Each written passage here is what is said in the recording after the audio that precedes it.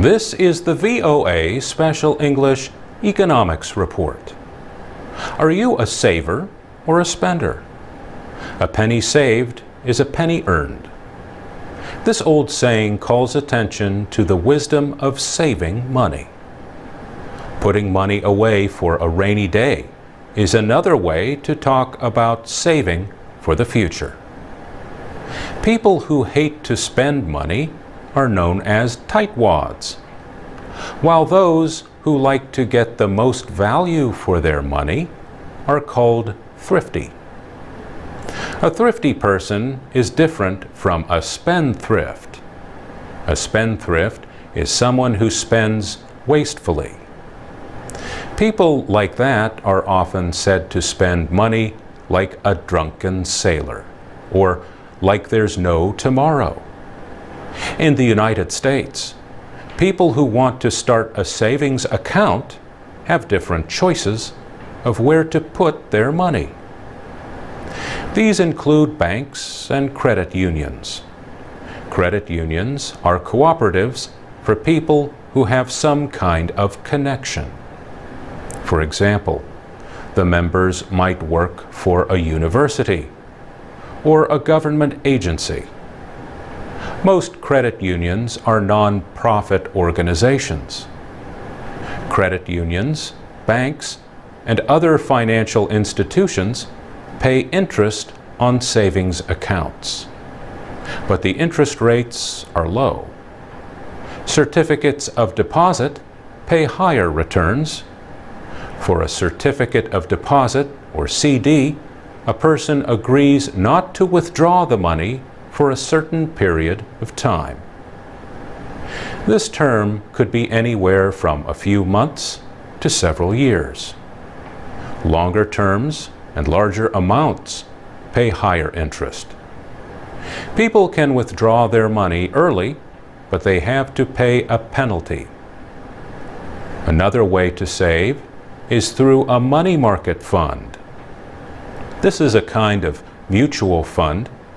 Mutual funds invest money from many people. The money is sometimes placed in short-term government securities. Money market funds, however, may not be federally guaranteed like other kinds of savings.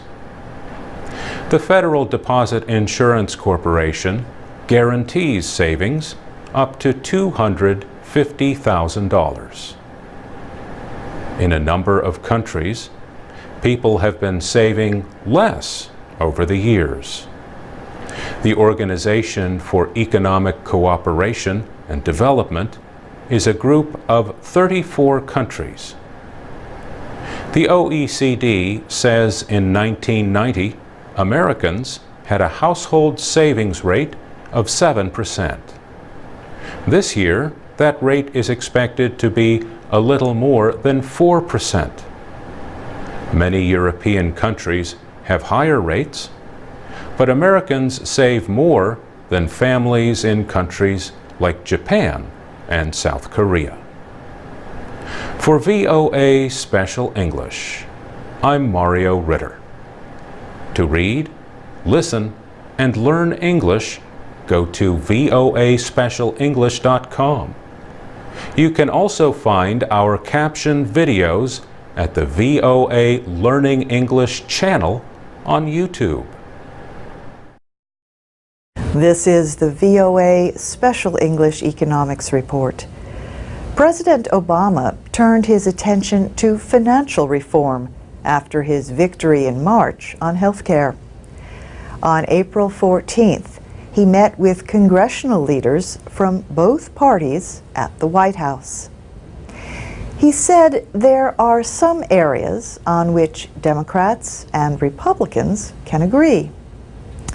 If there's one lesson that we've learned, he said, it's that an unfettered market where people are taking huge risks and expecting taxpayers to bail them out when things go sour is simply not acceptable.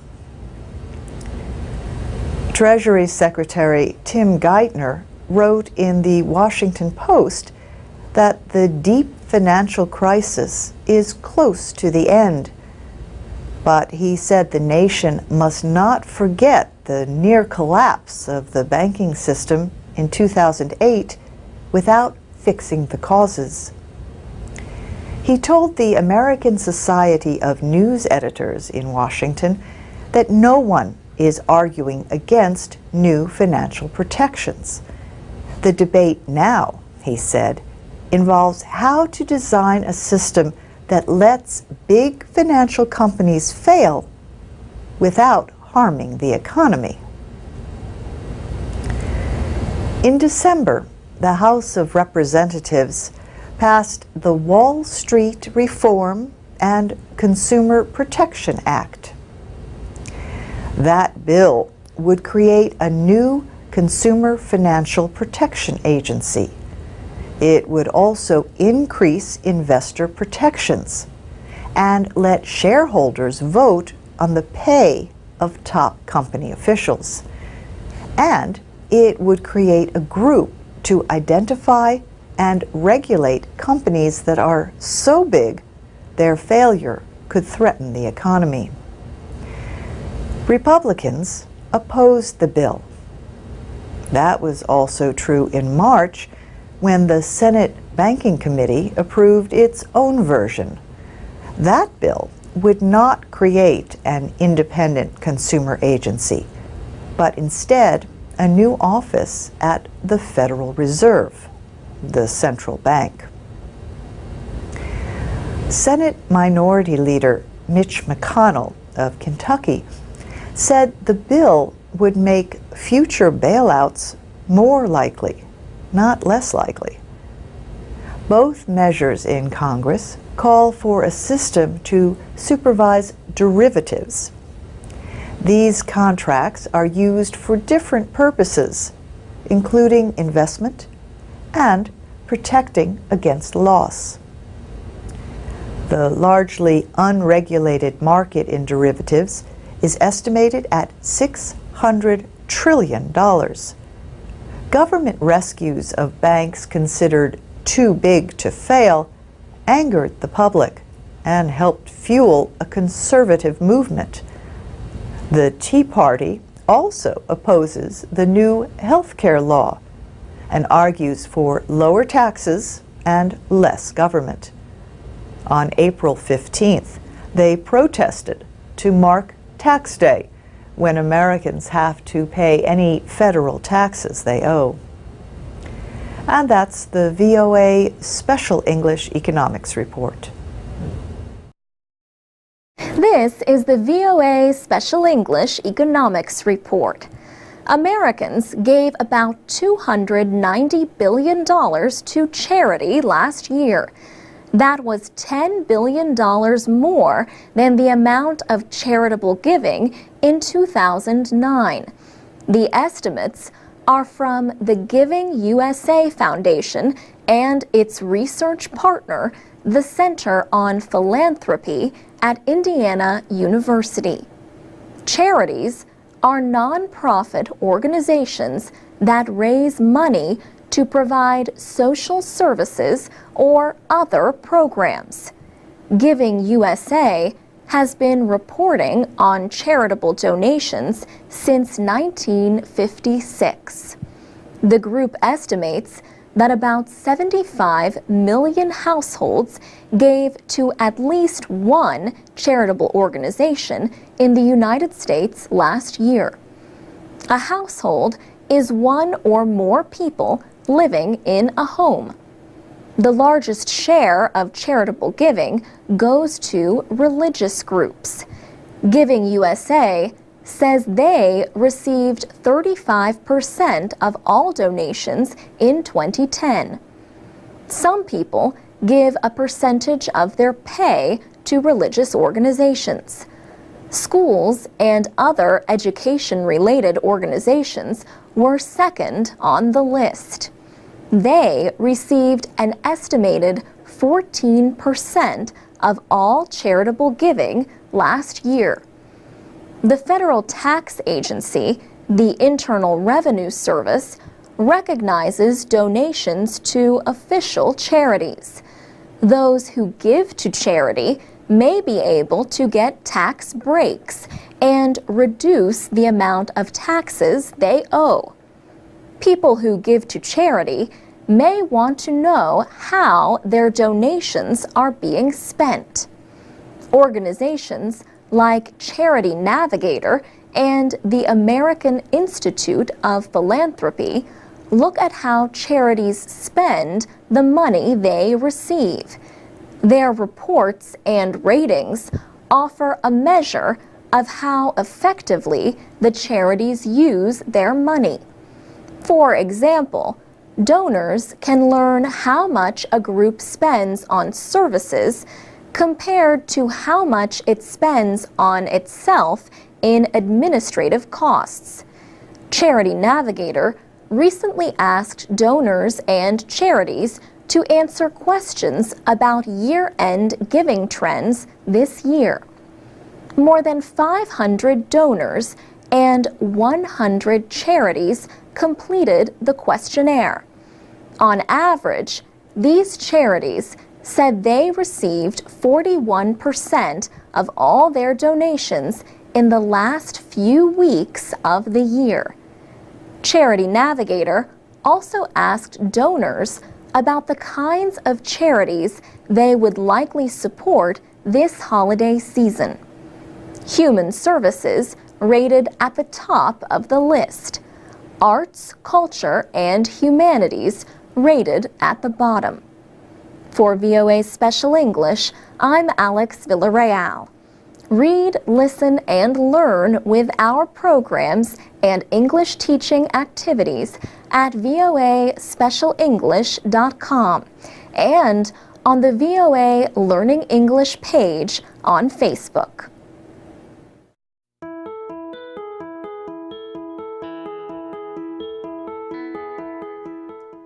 From VOA Learning English, this is the Economics Report.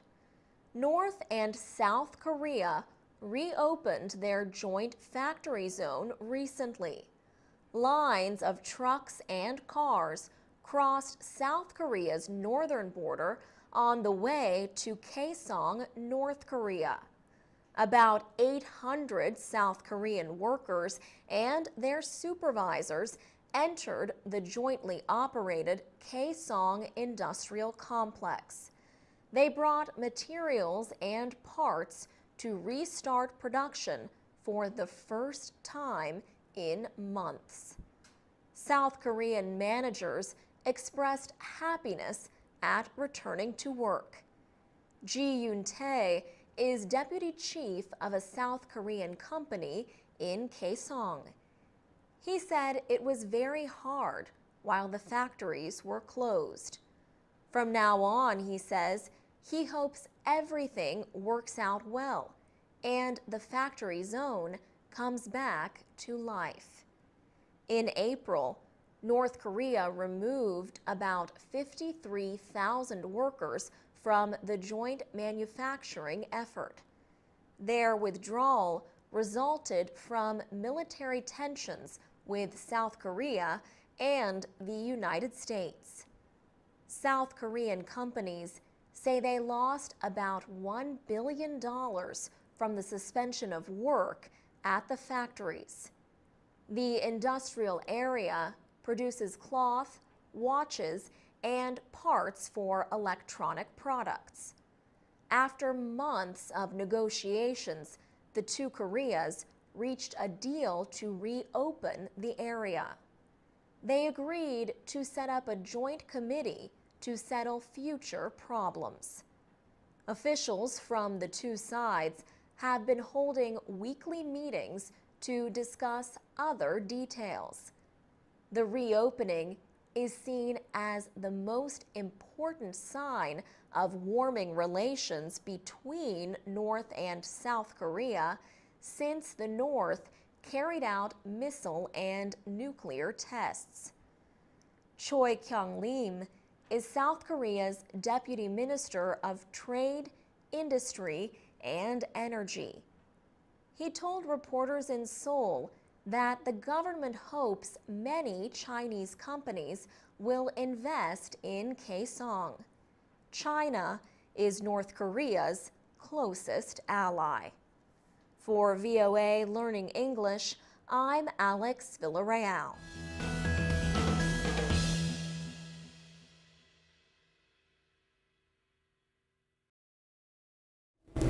This is the VOA Special English Economics Report. Today, retirement can mean different things. For many Americans, it means the end of the money-earning part of their life and the beginning of a period of enjoyment. But retirement calls for planning and savings. In many countries, employers may offer some kind of retirement savings plan. The plan could be linked to the company's stock or to a managed investment service. Almost any financial planner will say workers should use these plans to save money easily, often directly from their wages. But an employer plan should not be your only way to save for retirement. Pete DeRuta heads his own financial planning company and gives retirement advice on radio shows and television. He tells people to save whenever possible. But he says as retirement nears, you must take fewer financial risks. There's 3 stages of life there when we look at it. There's the part where you're earning money. And when you're earning money, if you have a salary, it makes it easier to take risk because you know that if you lose the money, you can go back and earn some more. By risks, Pete DeRuta means investing in stocks and other financial instruments that can lose value quickly. He says people should move money away from riskier investments as they age, even if there is a possibility of a higher rate of return. Instead, investors nearing retirement should seek more secure investments for their savings. But then we get to the transition phase, when we're within 5 years or so of retirement. I call it the financial red zone, because now is the time when you need to protect what you have. You need to start transitioning away from the risk of Wall Street and into safe places that guarantee lifetime income. Pete DeRuta has a simple way of deciding how much of your retirement savings should be at risk. He says, take your age and put a percentage after it. That is the percentage of your retirement savings that should be fully protected from losing value. So, for a 65-year-old, 65% of the money must be in a place that can't lose it. The reason why is when you're in retirement, it's impossible to get the money back that you lost because you don't have a salary coming in. One recent survey by the Charles Schwab Company found that 44% of baby boomers feel secure in their readiness for retirement. Baby boomers are the generation of Americans born after World War II. For VOA Special English, I'm Alex Villarreal. This is the VOA Special English Economics Report. Last week, we discussed limiting investment risk in retirement planning. So what are financial planners advising people to invest in? Stocks and bonds are the best known investments and are important to any savings plan. Instruments like savings accounts and certificates of deposit pay a small rate of interest. They carry little risk. Annuities are another savings instrument with low risk. Financial planner Pete DeRuta says worldwide, people can put their money in annuities, which are basically savings accounts offered by insurance companies. But he says it is important to make a decision about an annuity with a good financial planner. He warns that annuity agreements can be complex, and many bad ones are out there.